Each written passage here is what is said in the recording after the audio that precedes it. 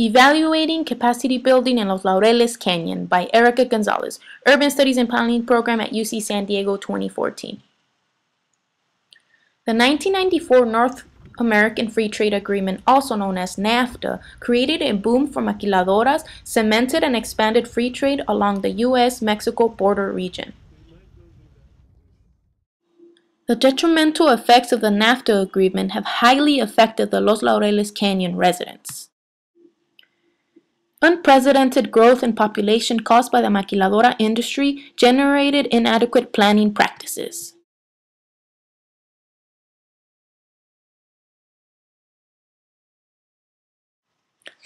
Unpaved roads leave families stranded, unable to attend work or school, buy food, or seek medical attention.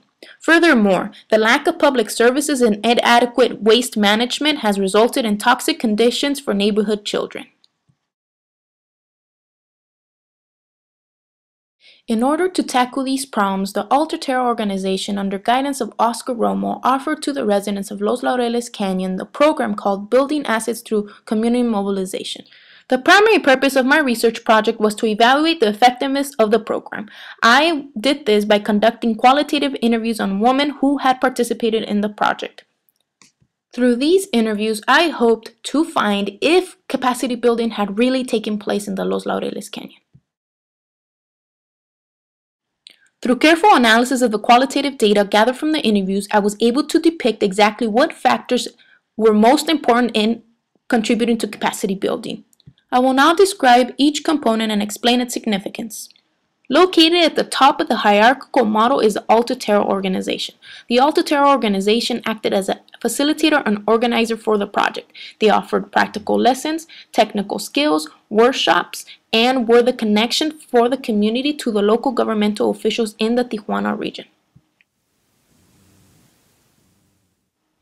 Next up, we have the community component. The community component is virtually connected to all the factors that lead to capacity building. The three different factors that are directly connected with community are communication skills, community engagement, and direct involvement. The community was able to identify leaders from the community that would go and meet with the representatives of government. Sitting at the center of the entire diagram is the end result, which is community capacity building. All the stakeholders, participants, tools, and byproducts around the community capacity building. But the bigger question is, can the capacity building that took place in the community be sustained without funding or Alter Terra?